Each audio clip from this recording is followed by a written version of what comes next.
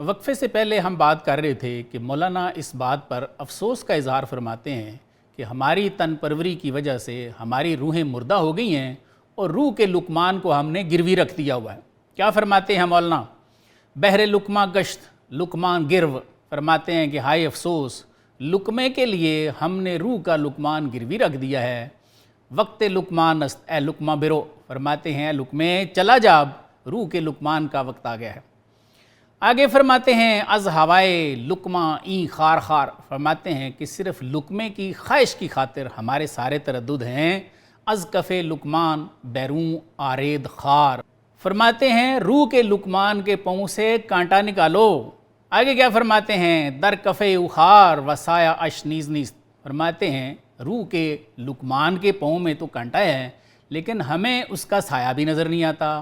لیکتا از ہرس آن تمیز نیز، فرماتے ہیں وجہ پتہ کیا ہے کہ کھانے کی ہرس کی وجہ سے ہمیں یہ تمیز بھول گئی ہے۔ آگے فرماتے ہیں اشتر آمد این وجود و خار خار، فرماتے ہیں ہمارا یہ وجود کانٹے کھانے والا اونٹ ہے۔ مصطفیٰ زادے بری اشتر سوار، فرماتے ہیں کہ جسم کے اس اونٹ پر صرف مصطفیٰ زادے سواری کرتے ہیں۔ میں یہاں پر تھوڑا سا توقف کر کے مصطفیٰ زادوں کی تھوڑی سی وضاحت کرنا چاہوں گا۔ مصطفیٰ زادوں سے حضور صلی اللہ علیہ وآلہ وسلم کی اولاد اطہار تو مراد ہے ہی ہے۔ مولانا اس سے مراد ہر اس امتی کو بھی لیتے ہیں جس نے حضور صلی اللہ علیہ وآلہ وسلم سے ڈائریکٹ، آپ کی آل اولاد سے یا اولیاء امت میں سے کسی سے بھی یہ نور شرح صدر حاصل کیا ہوا ہے۔ یعنی اس سے مراد وہ جانب بیدار ہے جو حضور صلی اللہ علیہ وآلہ وسلم سے آگے امت میں آ گئی ہے۔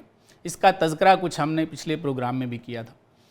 مولانا نے بالکل درست فرمایا ہے کہ جسم کے اس اونٹ پر، اس اشتر خاکی پر واقعی صرف مصطفیٰ زادے ہی سوار ہوتے ہیں، باقی ہم جیسوں کی کیا مجال کہ جسم کا یہ اونٹ ہمیں اپنے اوپر سوار ہونے دیں۔ سب سے پہلے سرکار کی نسبی اولاد کا تذکرہ کرتے ہیں، پھر نسبتی اولاد کا تذکرہ تو چل ہی رہا ہے۔ حضرت علامہ نے سیدنا علی المرتضیٰ رضی اللہ عنہ کی شان اقدس میں جو کلام لکھا ہے اس کا ٹائٹل ہے در شرح اسرار اسماء علی المرتضیٰ رضی اللہ عنہ۔ اس میں علامہ نے بھی سیدنا کے بارے میں یہی بات کی ہے۔ صوفیاء کے مطابق حضور صلی اللہ علیہ وآلہ وسلم سے یہ نور شرح صدر سب سے پہلے آپ ہی میں منتقل ہوا، کیونکہ آپ کی پرورش ڈائریکٹلی آغوش نبوی میں ہوئی ہے۔ اس لیے بقول صوفیاء آپ کو فیض سرکار کی نگاہوں سے بھی ملا ہے اور آپ کے لعاب دہن سے بھی ملا ہے۔ اس سے مراد یہ نہیں ہے کہ بقیہ صحابہ بالکل محروم رہے ہیں، لیکن صوفیاء فرماتے ہیں کہ سب سے پہلے سرکار کا فیض سیدنا علی المرتضیٰ میں ہی منتقل ہوا ہے، جس کی وجہ سے آپ کو طریقت کا امام کہا جاتا ہے۔ تو مولانا فرما رہے تھے کہ جسم کے اس اونٹ پر صرف مصطفیٰ زادے ہی سواری کرتے ہیں۔ تو سیدنا علی المرتضیٰ اگرچہ سرکار کی نسبی اولاد تو نہیں ہیں، لیکن وہ آپ صلی اللہ علیہ وآلہ وسلم کی نسبتی اولاد تو ہیں۔ اس طرح طریقت میں وہ بھی مصطفیٰ زادے ہیں۔ حضرت علامہ اپنے کلام میں سیدنا کے بارے میں بتاتے ہیں کہ آپ اس اشتر خاکی پر کیسے سوار ہیں۔ علامہ فرماتے ہیں خاک تاریکے کے نام اتنست، فرماتے ہیں وہ تاریک خاک جس کا نام بدن ہے۔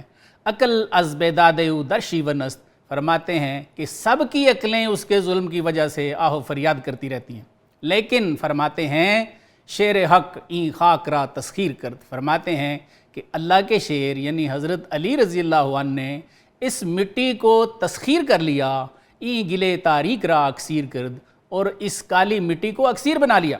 آگے کیا فرماتے ہیں؟ مرتضیٰ کے از تیغ او حق روشن است، فرماتے ہیں علی المرتضیٰ رضی اللہ عنہ جن کی تلوار سے حق روشن ہے، بو تراب از فتح اقلیم تن است، فرماتے ہیں کہ انہوں نے اس تن کی سلطنت کو چونکہ فتح کر لیا تھا، اس لیے آپ صلی اللہ علیہ وآلہ وسلم نے ان کو ابو تراب یعنی مٹی کا باپ فرمایا۔ آگے حضرت علامہ فرماتے ہیں حکمراں باید شدن بر خاک خیش، کہ بھائیو بندے کو اپنی خاک پر حکمران ہونا چاہیے، تا میں روشن خوری از تا کے خیش، تاکہ تم اپنے انگور سے میں ناب تو پی سکو۔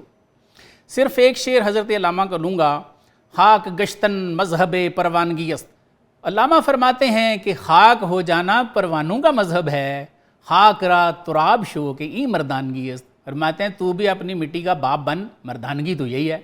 मुस्तफ़ा ज़ादे तो यही काम करते हैं।